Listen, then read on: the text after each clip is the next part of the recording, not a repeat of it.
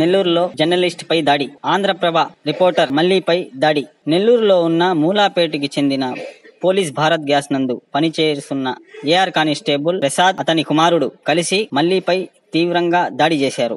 సమాజాన్ని రక్షించాల్సిన పోలీసులే ఇలా జర్నలిస్టులపై తీవ్రంగా దాడి చేశారు. ఆ దాడికి కారణం గుట్టు రెట్టు అవ్వద్దని చేసిన దాడి. ఆ గుట్టు ఏమిటంటే భారత్ పోలీస్ గ్యాస్ నందు పనిచేస్తున్న ప్రసాద్ వ్యాపారానికి మరిగి అతని కుమారుడిని బ్లాక్ గ్యాసులు అమ్మే వ్యాపారం నేర్పించి విచ్చలవిడిగా సంపాదించి దీనిని ప్రశ్నించిన జర్నలిస్ట్ మల్లికార్జున్ పై తీవ్రంగా దాడి చేశారు.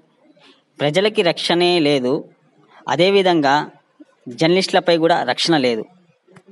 దీనిని జర్నలిస్ట్ సంఘాలు అదేవిధంగా నేతలు తీవ్రంగా ఖండిస్తున్నారు. జరగబోయే సీఎం ప్రోగ్రాంని క్యాన్వాయ్ని ఆపి నిరసన తెలుపుతామని జర్నలిస్ట్ సంఘాలన్నీ మద్దతిస్తామని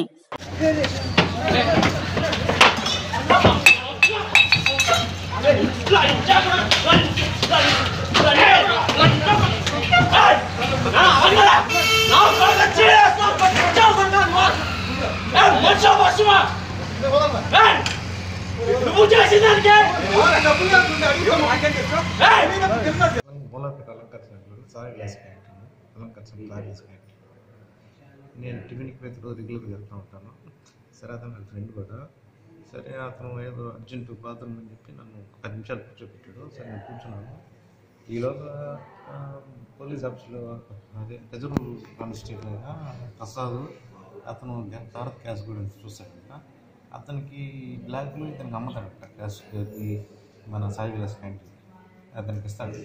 సరే అది నాకు విషయం తెలీదు. నేను వాళ్ళ కొడుకు వచ్చాడు దగ్గరికి, మీ వానర్ ఫోన్ కొట్టాను.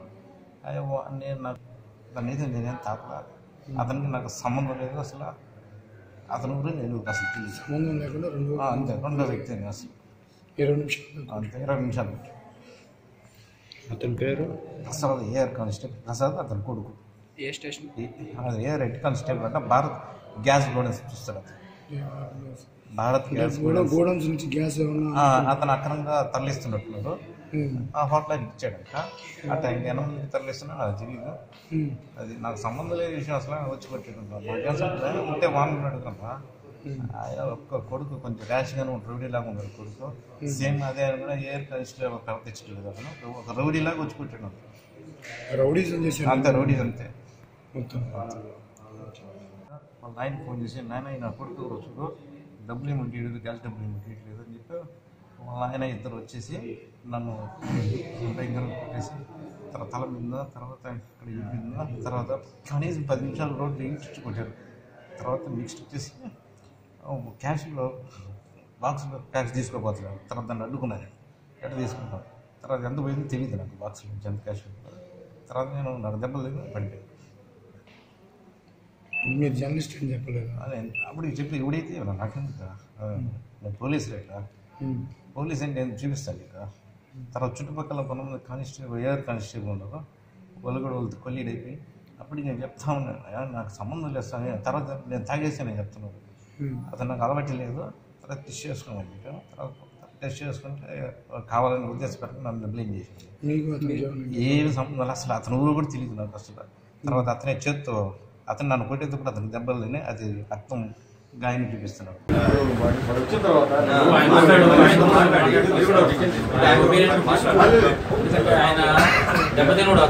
మాట్లాడండి సార్, మీరందరూ మాట్లాడండి. మీ అందరికీ ఏం కావాలి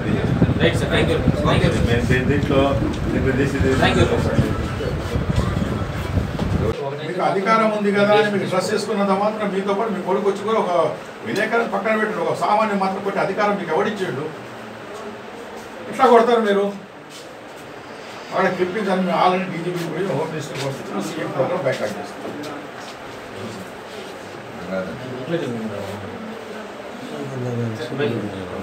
సార్ అది సార్ మీరు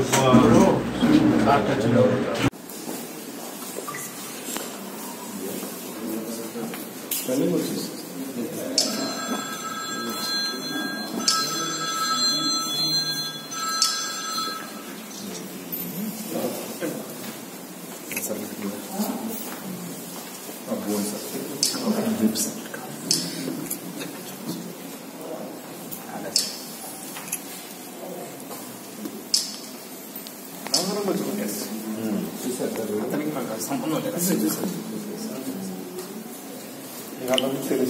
మంచిగా లేదు తాగేసి తాగేసి అలా ఈరోజు చూడు ఇట్లా క్యాష్లో కూర్చొని డబ్బులు ఇవ్వడం 500 రూపాయలు క్యాష్ నా క్యాష్ ఉన్నాం అతనేమి ఏడపోతుంది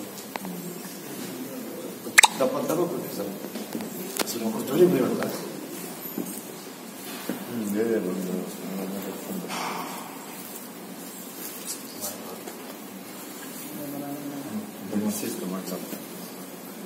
ఇచ్చారా దానివల్ల కట్ చేస్తాం